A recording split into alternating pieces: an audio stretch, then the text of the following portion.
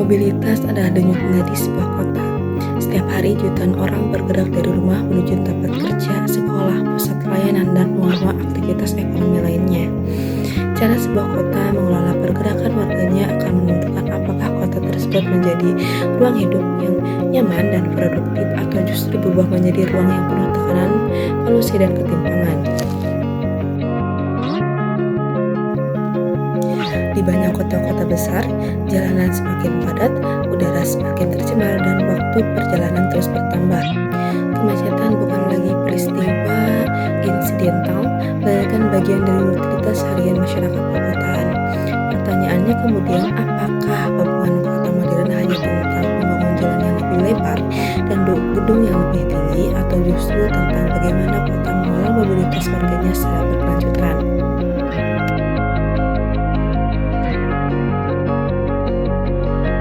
Pertumbuhan penduduk perkotaan yang sangat pesat ditambah dengan dominasi kendaraan pribadi telah memunculkan berbagai persoalan struktural dalam sistem transportasi.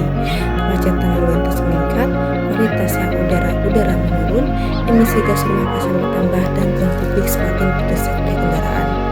Waktu yang seharusnya dapat dimanfaatkan untuk kegiatan produktif justru habis di jalan. Daya ekonomi dari kemacetan, konsumsi energi yang tinggi, serta dampak kesehatan akibat polusi menjadi beban yang harus ditanggung masyarakat dan pemerintah. Fenomena ini bukan hanya terjadi di kota-kota besar dunia, tetapi juga menjadi persoalan utama di kota-kota Indonesia. Kondisi inilah yang kemudian melatar belakangi lahirnya berbagai inovasi dan kebijakan transportasi perkotaan di berbagai belahan dunia.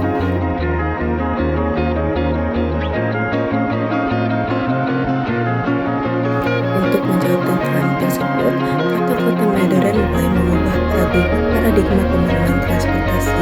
Fokusnya tidak lagi berorientasi pada kendaraan, tetapi pada manusia dan lingkungan. Terdapat 3 pendekatan utama yang menjadi fondasi kebijakan transportasi perkotaan berkelanjutan. Yang pertama itu ada Transit Oriented Development atau TOD yang menekankan integrasi antar tata ruang dan sistem transportasi publik. Kedua itu ada konsep Smart City, khususnya Smart Mobility, yang menekankan teknologi dan data untuk meningkatkan efisiensi dan kualitas layanan transportasi. Yang ketiga itu ada Urban Sustainability, yang menempatkan keberlanjutan lingkungan dan kualitas hidup sebagai tujuan jangka panjang pembangunan kota. Ketiga pendekatan ini tidak berdiri sendiri, melainkan akan tetapi saling melengkapi dalam membentuk sistem mobilitas perkotaan dan yang berkelanjutan.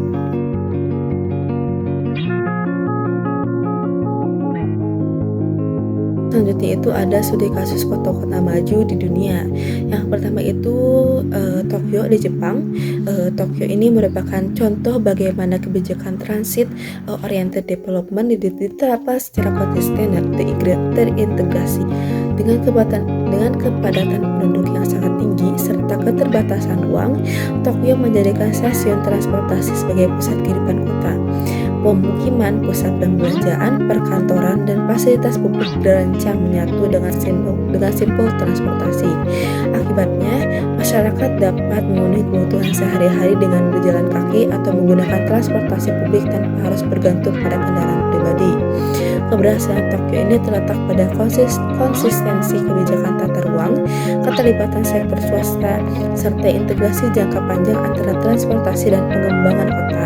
Dampaknya, mobilitas menjadi efisien, emisi lebih terkendali, dan kualitas hidup masyarakat tetap terjaga.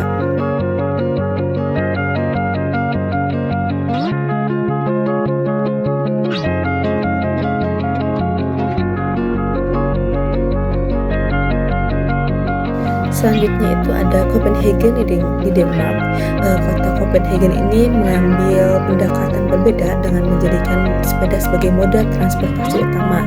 Kebijakan ini dilatar belakangi oleh kepedulian terhadap lingkungan, kesehatan masyarakat, dan kualitas ruang kota. Jalan sepeda yang aman, nyaman, dan terhubung membuat lebih dari separuh perjalanan harian dilakukan dengan bersepeda. Keberhasilan kota Copenhagen ini tidak hanya terletak pada infrastrukturnya, tetapi juga pada dukungan budaya, edukasi publik, dan kebijakan jangka panjang yang konsisten. Hasilnya adalah kota yang lebih sehat, rendah emisi, dan ramah bagi pengguna.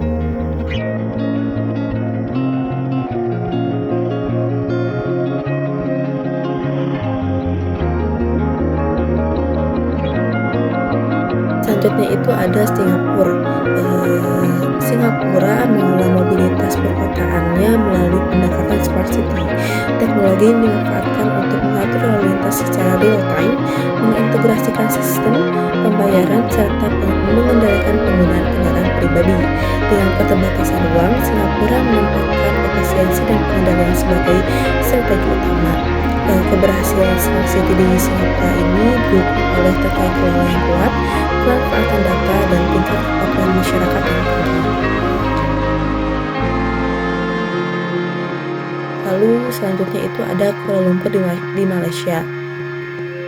Kuala Lumpur ini memiliki sistem transportasi publik berbasis rel yang relatif siap, terdiri dari MRT, LRT, KTM, komuter, dan monorail yang terintegrasi dengan layanan bus kota seperti KKL. Kebijakan ini dilatar belakangi oleh meningkatnya kendaraan pribadi dan kemacetan di pusat kota, dengan tujuan meningkatkan aksesibilitas transportasi publik dan mengurangi ketergantungan pada kendaraan pribadi. Keberhasilan integrasi moda di Kuala Lumpur ini didukung oleh jaringan rel yang luas, tarif yang terkoordinasi, serta fasilitas pendukung pengguna yang memadai. Dampaknya, penggunaan angkutan massal meningkat dan kemacetan di pusat kota dapat ditekan. Selanjutnya ada transportasi perkotaan di kota-kota besar Indonesia. Yang pertama itu Jakarta.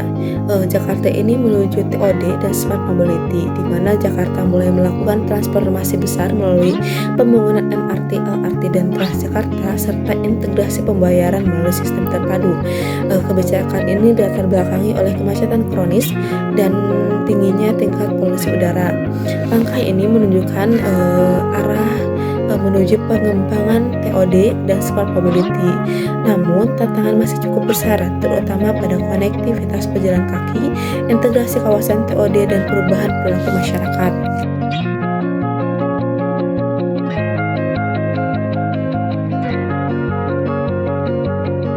Lalu selanjutnya itu ada Bogor. Bogor ini mengembangkan konsep green transportation melalui program tarif dan penyedia jalur sepeda untuk mengurangi emisi karbonnya. Inisiatif ini bertujuan mendorong transportasi ramah lingkungan, meskipun dampaknya masih terbatas akibat dominasi kendaraan pribadi. Lalu selanjutnya itu ada Tangerang. Di Tangerang ini aksesibilitas transportasi publik masih rendah, di mana keterbatasan jangkauan halte dan lemahnya integrasi antar moda menunjukkan bahwa prinsip TOD belum berjalan optimal, sehingga berdampak pada rendahnya minat masyarakat terhadap transportasi publik. Selanjutnya itu ada Banda Aceh. Banda Aceh ini memiliki potensi besar untuk mengembangkan sistem transportasi terpadu.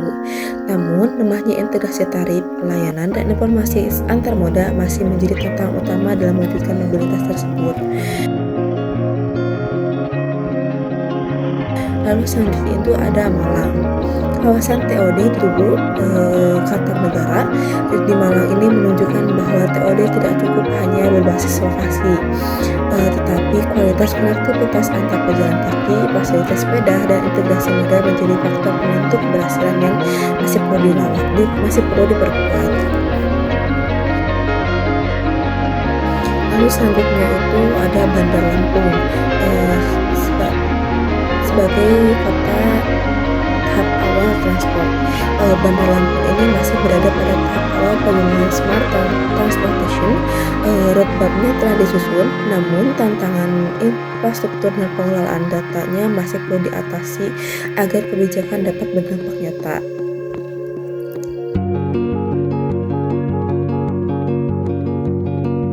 Dari berbagai studi kasus tersebut, baik itu dari kota-kota maju di dunia atau kota-kota besar Indonesia, terlihat bahwa kota yang berhasil mengelola transportasi perkotaan memiliki kesamaan utama, yaitu integrasi kebijakan, konsistensi perencanaan, pemanfaatan teknologi, dan dukungan masyarakat.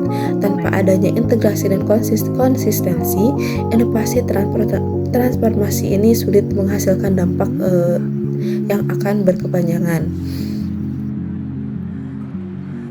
Kesimpulannya, transportasi perkotaan yang berkelanjutan bukan hanya soal efisiensi perjalanan, tetapi juga tentang keadilan sosial, kualitas lingkungan, dan masa depan kota. Dengan mengintegrasikan TOD, Smart City, dan Urban Sustainability, kota dapat tumbuh menjadi ruang hidup yang nyaman, produktif, dan manusiawi.